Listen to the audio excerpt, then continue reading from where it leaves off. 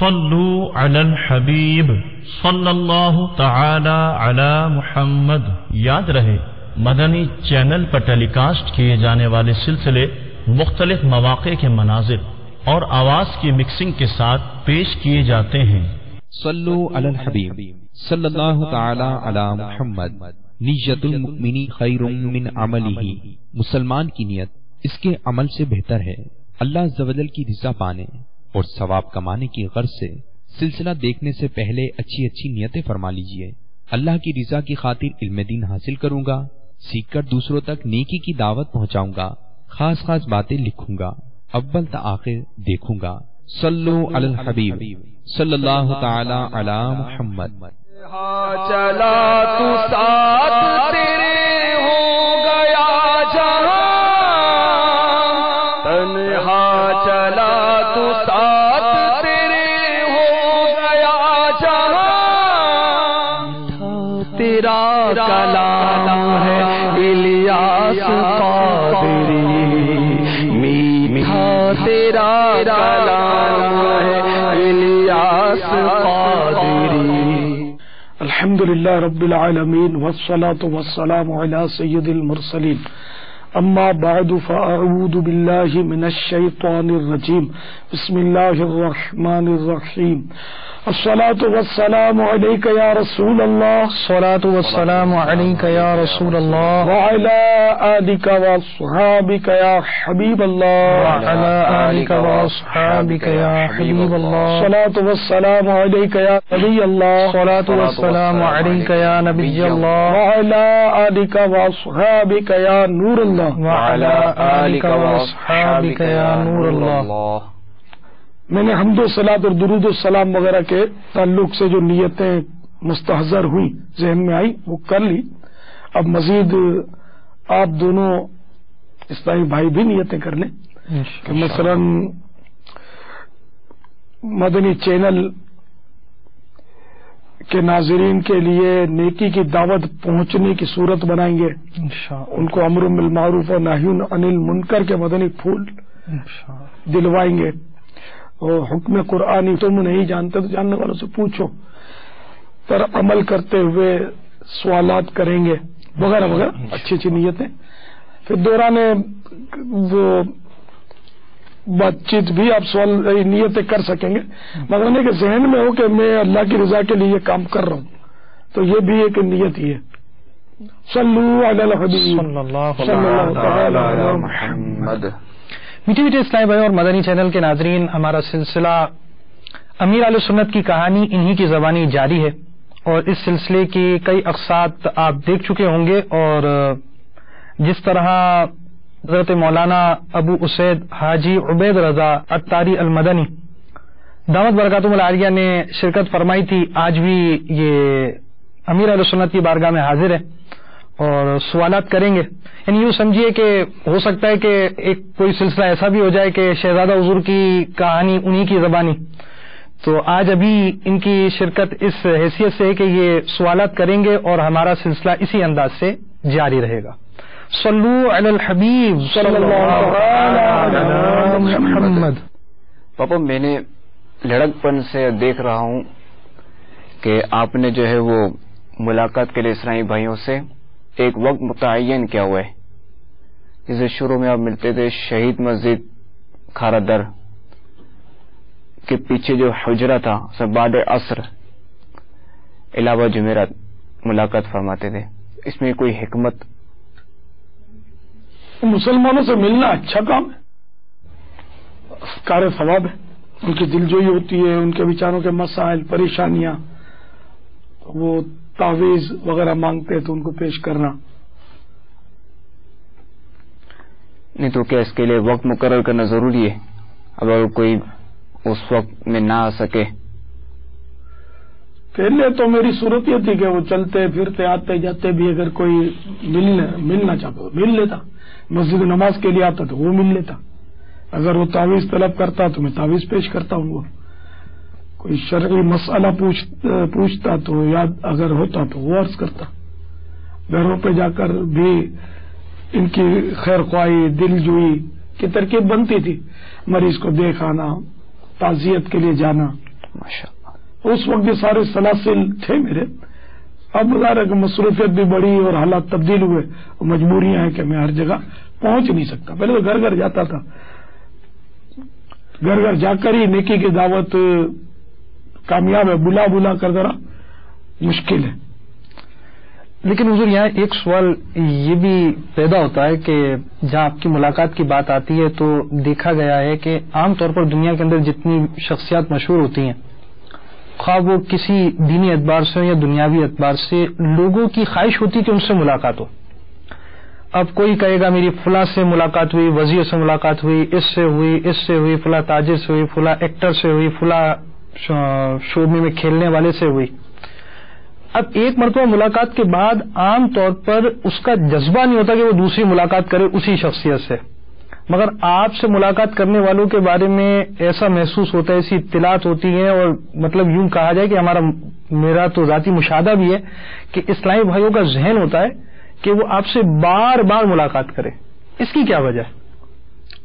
اس کی وجہ وہی بتائیں گے, میرے ذمہ تو نہیں نا اس کی وجہ بتانا. لیکن کوئی ایسی خاصیت تو ہوگی آپ کی کہ یوں سمجھیے کہ جیسے مقناطیس کھینچ رہا ہو یا کھینچا آ رہا ہو, یہاں پر مطلب ساری قوم کھینچی آ رہی ہے اور کوئی کھینچ رہا ہے, ایسا محسوس ہوتا ہے.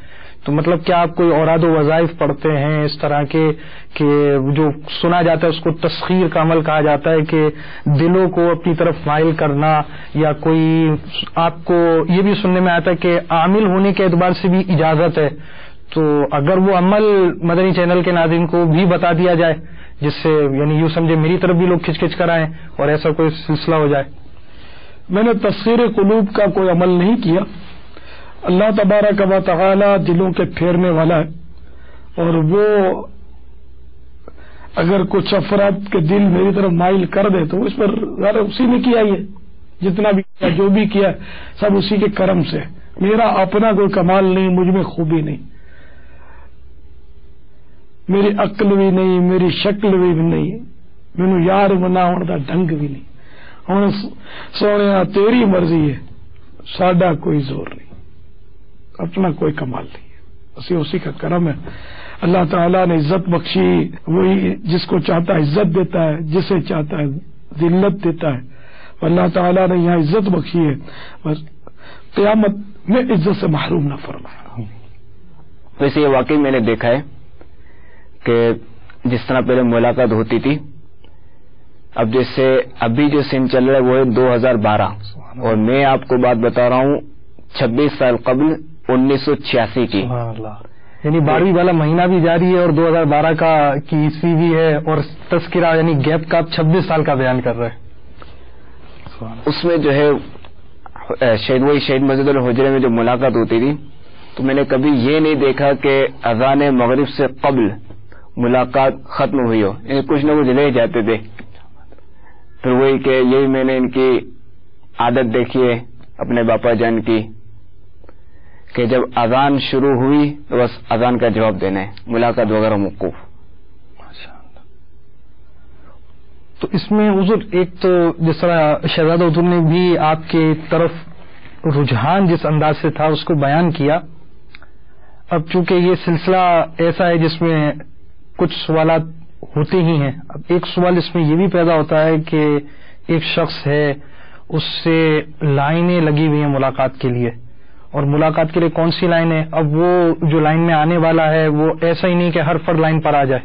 اب اس لائن میں آنے کے لیے اسے 3 دن مدنی قافلے میں سفر کرنا پڑے گا, یعنی جدول کے مطابق اس کو 72 گھنٹے تقریباً راہ خدا عز و جل میں دینے ہوتے ہیں. اب اس کے بعد وہ اپنا ٹوکن بنائے گا, شناختی کارڈ دکھائے گا اوریجنل, اور پھر وہ لائن میں لگے گا اور پوری رات کا ایک سلسلہ ہوگا, پھر جا کر آپ سے اس کی ملاقات ہوگی. تو اس انداز سے جب کسی شخص کی ملاقات ہو, یعنی اگر میں یہ سوچوں مجھ سے ایسی ملاقات ہو رہی ہے تو میں تو پتہ نہیں کس کس وسوسوں میں شکار ہو جاؤں گا. تو آپ کے دل میں اس وقت کیا کیفیت ہوتی ہے, لوگ اس انداز سے مجھ سے مل رہے ہیں؟ اللہ تعالیٰ کی خفیہ تدبیر سے ڈر لگتا رہتا ہے کہ دنیا میں اتنی عزت شہرت اور لوگوں کا اللہ تعالیٰ نے رخ کر دیا میری طرف, کہیں یہ نہ کہہ دیا جائے بروز حشر کہ تم کو دنیا میں سب کچھ تو مل گیا، تمہارے اعمال کا اجر ہم نے دنیا میں دے دیا اور تم نے اس کا شکر نہیں ادا کیا، تو کہیں ایسا نہ ہو کہ میری پکڑ ہو جائے آخرت میں۔ تو اللہ تعالی محفوظ فرمائے کہ یہ اس طرح کا لوگوں کا رجحان ہونا، کسی کا رخ ہونا اور ملاقاتیوں کے تانتے بندنے، پیچھے چلنے والوں کا ایک رش ہونا، یہ سب آزمائشیں، سب امتحانات ہیں۔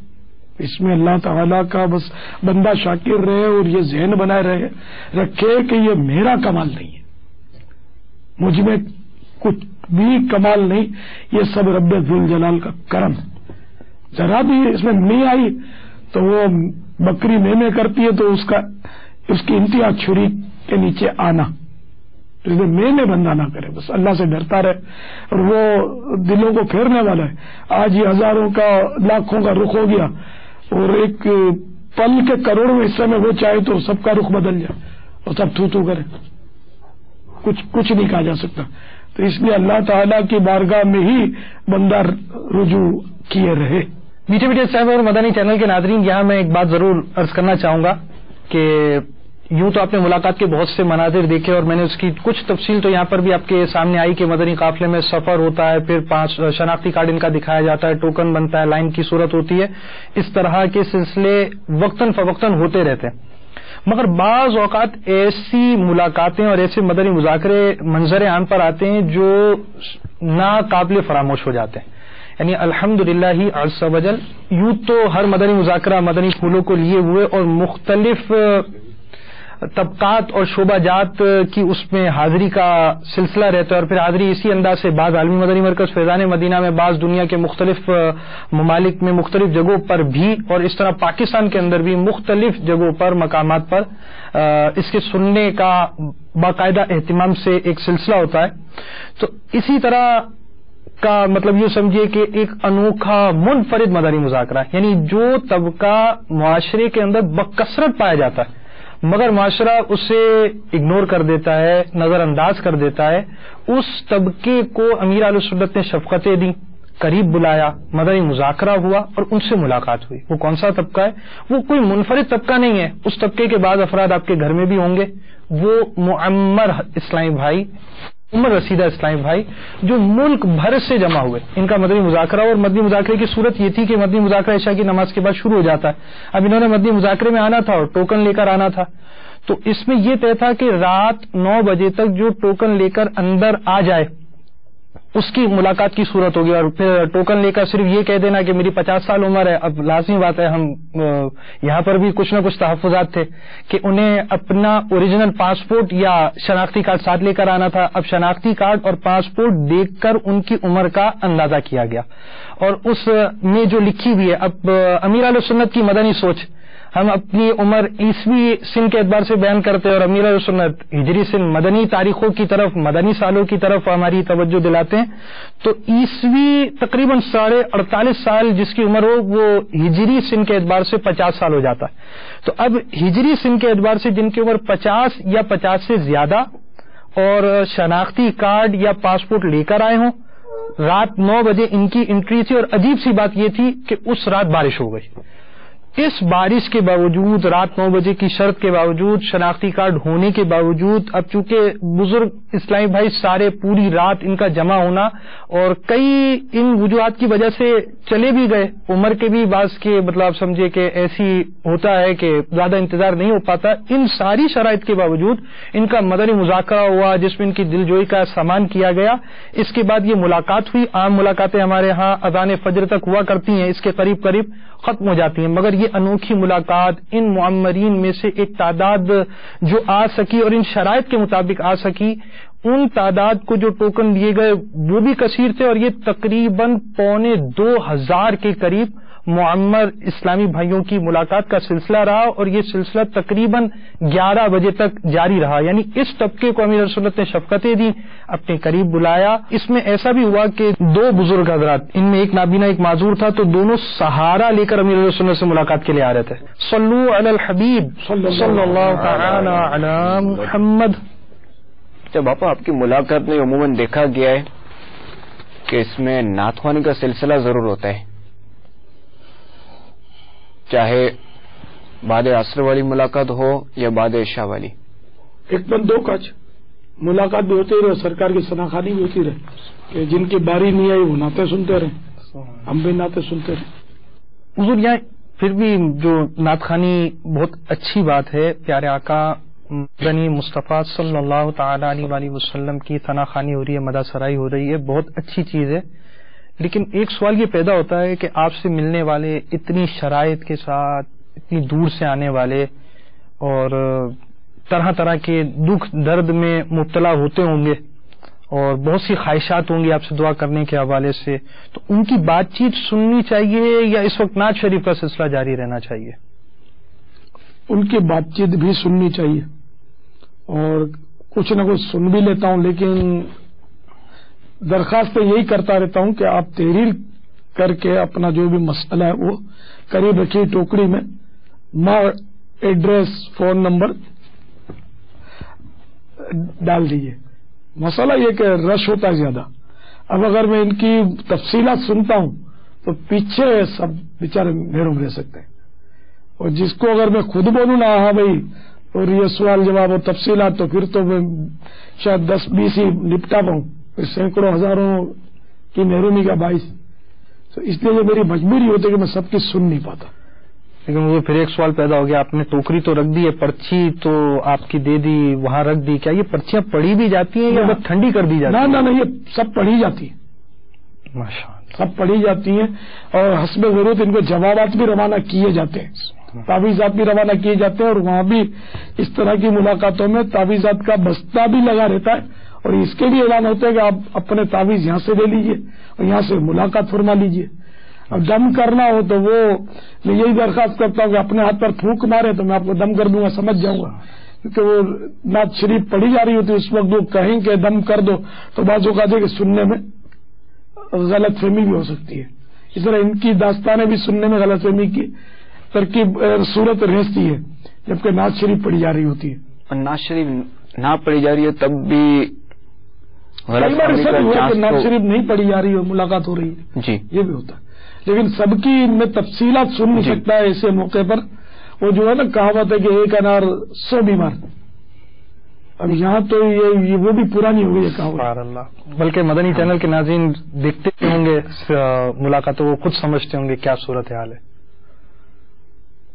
سب کو اس کا ادراک نہیں ہوتا، یہ بعض اس میں فیل کرتے ہوں گے کہ ہماری سنی نہیں، ان کو یہ احساس نہیں ہوتا ہوگا کہ اگر سب سے ایک منٹ بھی بات کروں تو 360 افراد میں 60 منٹ میں 1 گھنٹہ، تو اب یہ کہ آپ سپوز کریں کہ 1000 اسلامی بھائیوں سے ملاقات کرنی ہے، تو اب 60 کو تقسیم کریں کہ 1000 اسلامی بھائی جو کیسے نمٹیں گے، کتنے گھنٹے چاہیے اس کے لیے؟ 6 گھنٹے میں 360، 6 گھنٹے ہوئے نا، 6 گھنٹے میں 360، 6 گھنٹے میں 360 نمٹیں گے، وہ رات بھی پتہ نہیں کیا رہے گی پھر تو اچھا پھر بازو کی تو خیر 1 منٹ سے زیادہ ہی ترکیب ہوتی ہے گفتگو کی، تو اس لیے یہ دشوار ہوتا ہے کہ کوئی تو 4-5 منٹ لے بھی لیتا ہے، چپک جاتا ہے، پیچھے لائن بالکل رک جاتی ہے، بہت مسئلہ ہو جاتا ہے۔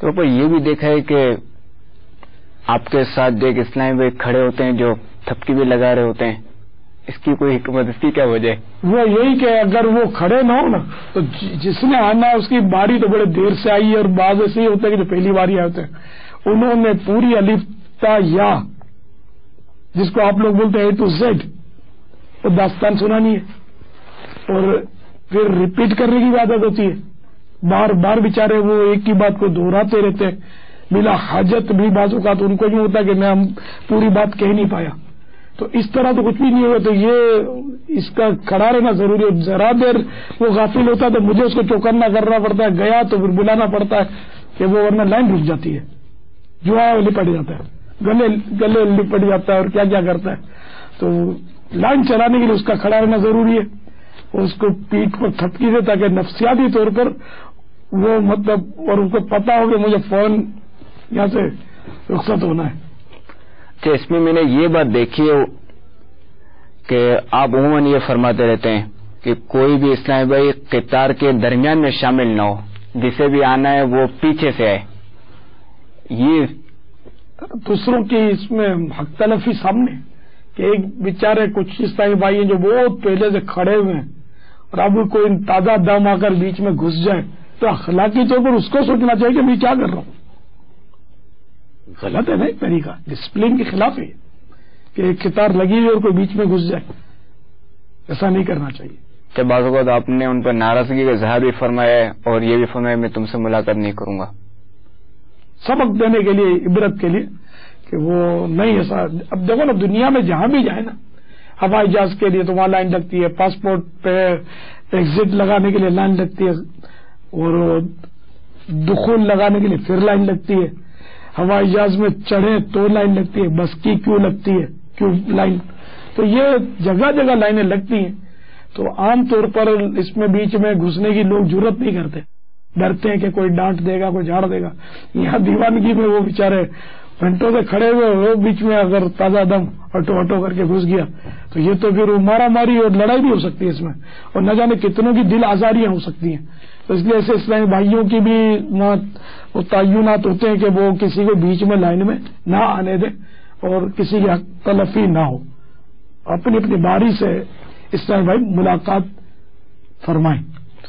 مگر میں نے اس میں یہ ایک نوٹ کیا ہے چند بار کہ جیسے کوئی مریض آ گیا اب اس میں جو ہے وہ آپ کسی بازو ودی کی پوزیشن ایسی تھی کہ وہ مریض کھڑا نہیں رہ سکتا تو ان کو تو آپ بلا لیتے ہیں. اب وہ تو واقعی کہ ہر ایک دیکھ رہا ہے کہ ان کو واقعی کھڑا نہیں کیا جا سکتا ورنہ ان کے لیے آزمائش ہوگی.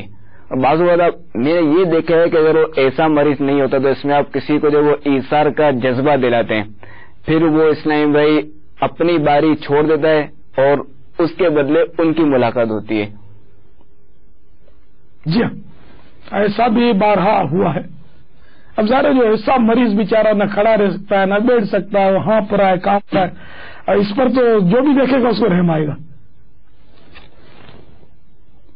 نعت خوانی کا جو میں نے عرض کیا تھا اس میں ایک یہ بھی میں نے دیکھا تھا کہ اگر آپ ملاقات اونچی جگہ پہ فرماتے ہیں اور کوئی نیچے نعت خوان کوئی نعت شریف پڑھ رہا ہے تو آپ انہیں جو ہے وہ یا تو کھڑا کر دیتے ہیں یا پھر جو ہے وہ اپنے قریب بلا لیتے ہیں. یہ کیوں؟ نعت خوان کو کھڑا کرنا تو سمجھ میں نہیں آتا. میں بولتا ہوں کہ آپ اوپر آگے بیٹھ جائے تو وہ اکثر کھڑے ہو جاتے ہیں, نعت خوان کھڑے کھڑے پڑھتے ہیں. نعت خوان کے لیے مسجد نبوی شریف علی صاحب الصلاۃ والسلام میں سرکار نامدار مدینہ کے تاجدار صلی اللہ تعالی علیہ وسلم کا ممبر لگوانا ثابت ہے کہ ممبر پر بٹھاتے تھے. سیدنا حسان بن ثابت رضی اللہ تعالیٰ عنہ کو ممبر پر بٹھایا, یہ ثابت ہے.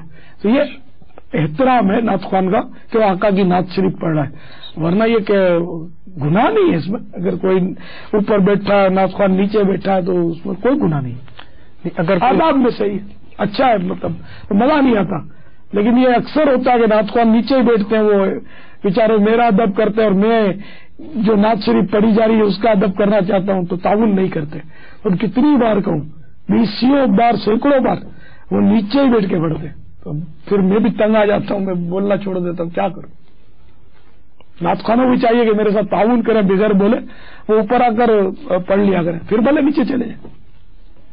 اچھا, بعد ملاقات آپ کی طرف سے کچھ نہ کچھ تحفہ ضرور دیا جاتا ہے اور تحفے میں جو ہے وہ رسالہ بھی دیا جاتا ہے, بعض اوقات عطر, بعض اوقات تسبیح, بعض اوقات بیان کا کیسٹ, یا جب سی ڈی آ گئی تو سی ڈی, وی سی ڈی وغیرہ, اور عید کے مواقع پر کوئی نوٹ وغیرہ بھی. اس کی کوئی خاص وجہ؟ تحب ہدیہ دو, محبت بڑھے گی. اب میں رسالہ دوں گا, کیسٹ دوں گا تو اس کا بہت چانس ہوتا ہے کہ یہ پڑھے گا, سنے گا. اور ایسے کئی بار واقعات مدنی بہاری اس کی کہ رسالہ پڑھ کر دل چوٹ کھایا اور بے نمازی نمازی بن گیا, گناہوں کا عادی تائب ہو گیا. بلکہ مدنی چینل کے ناظرین یہاں بھی ذہن میں رکھیں کہ کئی غیر مسلموں کے بارے میں بھی سننے میں آیا کہ رسالہ پڑھ کر اسلام قبول کر لیا. الحمدللہ. ایک مترجم کو کہیں سے ہائر کیا تھا یا ترکیب میں لیا تھا, اور کوئی رسالہ اس نے ترجمہ کرنے کے, انگریزی میں ترجمہ کرنے کے لیے, یہ بھی واقعہ سنا ہوگا آپ نے. تو وہ ترجمہ اس رسالے کا کیا اور اس کا دل پلٹ گیا, مسلمان ہو گیا. الحمدللہ الحمدللہ. یعنی اب جو بھی دیتے ہیں تسبیح وغیرہ، اور اچھا ویسے تسبیح عطر وغیرہ جو بھی دیتے ہیں تو وہی اس میں نیت کے محبت تو بڑھتی ہے. صحیح. محبت بڑھتی ہے. جو زیادہ تر اپنے سائیں بھائیوں کو میں پسند کرتا ہوں کہ رسالے تقسیم ہوں اور وی سی ڈی کیسٹ دینے کے نیکی کی دعوت عام ہو. اب مجھے تو تسبیحات اور رٹور وغیرہ ملتے ہیں تحفے میں تو میں آگے بڑھا دیتا ہوں، ورنہ میری اپنی یعنی کہ پسند یہ ہے کہ زیادہ سے زیادہ وہ دینی کتابیں تحفے میں دی جائیں، کیسٹیں دی جائیں بیانات کی، مکتبۃ المدینہ کی، تو اس سے فوائد زیادہ ہوتے ہیں. حضور اگر یہاں یہ سوال کیا جائے کہ آپ کے ہاتھ سے تقسیم ہونے والے یہ رسائل کو اگر شمار کیا جائے تو کیا اس کا عدد نکلے گا؟ لاکھوں سے متجاوز ہوں گے، امید ہے. ماشاء اللہ. میٹھے میٹھے اسلامی بھائی اور مدنی چینل کے ناظرین، آج کے سلسلے میں امیر اہل سنت کی ملاقات اور ان کے مدنی پھولوں کو آپ نے دیکھا کہ یہ ملاقات کس انداز سے نیکی کی دعوت عام کرنے کا ذریعہ ہے. آئندہ پھر نئے سلسلے کے ساتھ حاضری ہوگی انشاءاللہ عز و جل. مسجد اور تحریک جاری رہے گی، غیبت کے خلاف جنگ جاری رہے گی، محبتوں کے چغل خور چغل خور. صلو علی الحبیب صلی اللہ تعالی علی محمد.